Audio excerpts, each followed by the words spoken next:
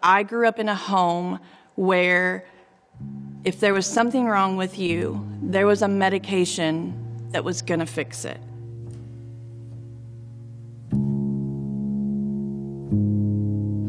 I remember the first pill I ever took. I was in 7th grade, and I remember the feeling that it gave me. I remember thinking to myself, this is kind of nice. As I grew older, when life got hard, when I was in college, if I had a hurt or a sadness or a bad circumstance, my mind went back to, there's probably a pill out there that will fix this.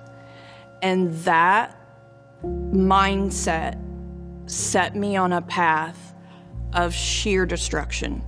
I didn't want to feel the good, the bad, and especially the ugly. I didn't want to know what those things felt like. So if I could take something that I could sleep away or I could numb life's terms, then I was going to do that at any cost. I stole from my own family members. I racked up so much medical debt by hospital shopping, trying to convince myself that I needed this. And I became an incredibly good liar. I lost jobs, I lost friends, I lost family members, I lost credibility, I lost so much of my life because of that. And you would think those things would be a rock bottom for me. You would think waking up in a hospital and not knowing how you got there, you would think that that would be like, oh my gosh, I have to stop. It wasn't, because then I had to deal with the emotion of what happened, and I didn't want to deal with the emotion of what happened. I became this person who I didn't want to look at in the mirror anymore. I had a vivid picture of what I looked like in high school when I graduated. I had the world at my feet. I was going to change the world. I was going to be a teacher for the deaf, and I was going to be somebody. And I looked in that mirror and I wasn't anybody. I was someone who wanted to not exist. I wanted to be here, but I wanted to be numb. And the people I surrounded myself with, like, I just kept thinking to myself, this isn't who you are. I started dating Matt, and both of us together created this toxic environment between each other. And it was a road that it was never straight. It was always these jaunts to the left and this quick turn to the right. And we each had our own deep struggles that we had to try and deal with. And together, it was toxic. But yet together, it was almost like an addiction in and of itself. I thrived off of our arguments, our chaos. If things were normal in my life, I did what I could do to create chaos. I remember telling God, I know that you're there. I need help, but I don't know how to help myself. So if I'm supposed to be okay, then you have to make me okay. I didn't want to do the work to be okay. I just wanted him to take the urges away from me to be numb. I would take a handful of pills and I would swallow them. And then I would say, God, don't let me die. Don't let me die tonight. Please. I promise tomorrow I'll do better. I'll be better. Please don't let me die. And I would wake up. And then a week later, or the next time I could get my hands on any kind of pill, I would do the same thing over and over and over. but yet I couldn't change it. And then I got pregnant, and I was shocked. Matt and I were not in a good place. We were not two people that needed to be parents. But I knew that I had to be sober for 9 months. I knew that because I dreamed of being a mom. I wanted to be a mom more than anything. And so I stayed sober, and I did a really good job. And she was born on September 10th, 2010, and she was perfect. And I thought to myself, I did this. I made this. We were living with my parents. I was trying to go to school to better myself for her. And in the midst of all of that, it was as if someone flipped the switch again. And I was like, this isn't who I am. This isn't what I was created for. And if I am all that my daughter has for the rest of my life, if there's never her dad back, if it's just me, then she deserves all of me. And I remember I went into my room and she was asleep on the bed. And I knelt down and I prayed that this is it. This has to happen because she can't bury me. I have to learn how to deal with life. And it was terrifying. But I knew that that's what had to happen. And so I did a lot of work. I did a lot of work on myself. I did a lot of work on my relationships. It took a lot of time to heal broken relationships. But I knew I had to change. But what I didn't know was what was to come next. To say that I had some stones that needed rolled was an understatement. I just couldn't see it yet. But in 2018, Matt and I were back together. I was in a better position in my life than I had ever been. I was in my church. I was doing devotions. I was reading scripture. I was praying.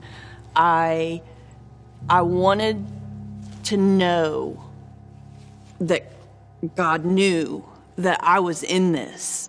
Like, I am here. I know I told you before that I am here, but I am here.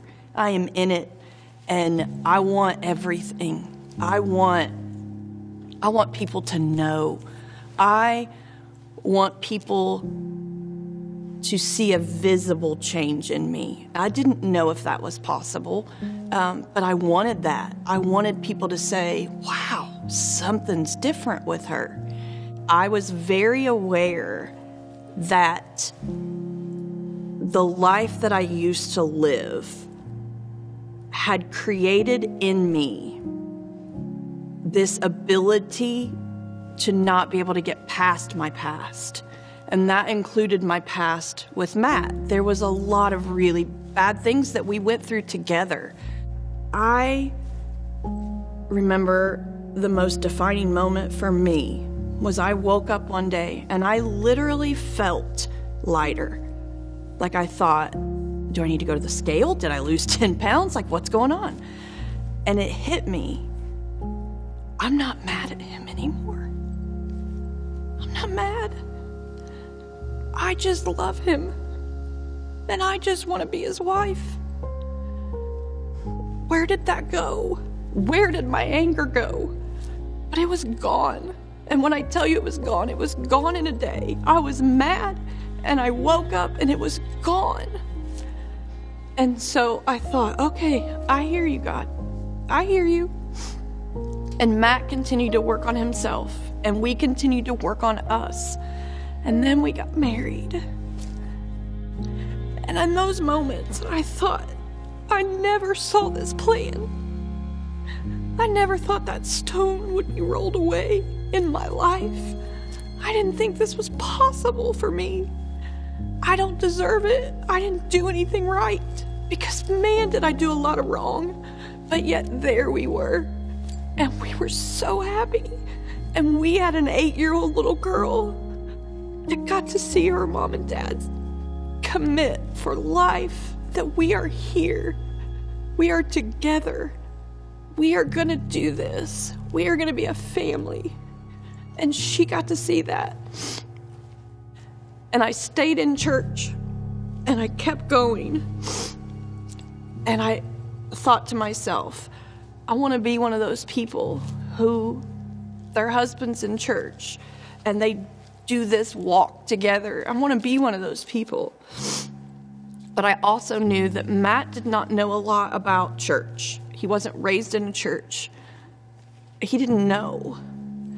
And when our church started doing the online services, I got a text one Sunday when I was in church. And it said, that was a really good song that they just played. And I remember looking at my phone, and I looked at my dad, and I looked at my phone, and I said, I texted him back, and I said, are you watching a football game? And he said, no, I'm watching church. And I remember thinking, there goes another stone. Because he was never going to come to church. He did not want pressured into it. And I remember thinking, okay, God, I am inherently a pushy, in-your-face kind of person. But I had this sense that God was telling me to just sit back. Just sit back, Angie. Just be you. Just keep doing what you're doing. And so I did. And little did I know that my dad was praying for Matt daily. And about a month later, it was a Saturday night, and I would always shower, get my clothes laid out. Emerson would get her clothes laid out. And Matt said to me, you guys getting your stuff laid out for church? And I said, yeah. And I said, you know, you could go with us. And that's where I left it. And he was like, I don't know, maybe someday. I'll think about it, you know, but I really enjoy watching it from the couch. And I was like, I'm just grateful that you watch it from the couch. I went on with my night. I woke up the next morning, and he was dressed. And he said, I was like, where are you going? He said, I'm going to come with you. I'm going to come to church with you. And I remember thinking, I can't break down. Like, I can't let him see. So I just calmly said, oh, okay, that's great. Like, I'm really, really happy. And I remember coming in, and I remember tapping my dad on the shoulder. And he looked at me, and I said, Matt's here. And I started to cry. And my dad looked at me, and he goes, you're kidding. And I said, he's here. And my dad told me the next day that in his Sunday school class that day, that he had talked about how he had been praying for Matt. This is where we are. All the chaos, all the bad stuff. This is where we are right now. And it wasn't in my time. It wasn't because I wanted it. It was because it was God's time. And it's because that was the life that he had for us all along. That we didn't have to be the people that we used to be. You don't have to live in it. You don't have to let it define who you are. You can be a better person. And those proverbial stones They don't have to block your path. You can move them, but God can destroy them. Because when I tell you that my stones weren't just crumbled, they turned to dust, and I never saw them again. And little did I know what God had in store for my life. Because I remember thinking to myself, I need to invite Matt's parents for church. They don't go to church. So I remember thinking, if I sound like I'm going to make a meal and then, hey, we could just watch church too, that I could get them to come over. And so I invited them. I invited my dad, and we all came over and we watched the very first online service. And then they came back the next Sunday to our house. And then the next Sunday they came back. And then he got his cancer diagnosis. And so he thought that it was probably best that we don't all get together. And so I thought, well, we'll see. And then I found out that he centered his day around watching church online. And then Christmas happened, and he got sick really bad. And when they took him to the hospital, I called Pastor Steve and I asked him if he would be willing to call Larry and just pray with him before this surgery. And I knew that Larry had a great respect for Pastor Steve. I knew that if anyone was going to pray for him, that's who he would want it to be. And so he did. And Pastor Steve called me after he prayed with him. And he said, I just wanted you to know that when I talked to him, the nurse had said to me, he's probably not going to be able to talk. He's pretty out of it. And he said, but for the 30-second phone call that we had, he was very coherent. And he said, and I asked him if he understood who God was. And if he wanted to give his life to God. And he said yes. And then it got worse, and we brought him home, and we knew that he wasn't going to make it. And he wanted to be baptized.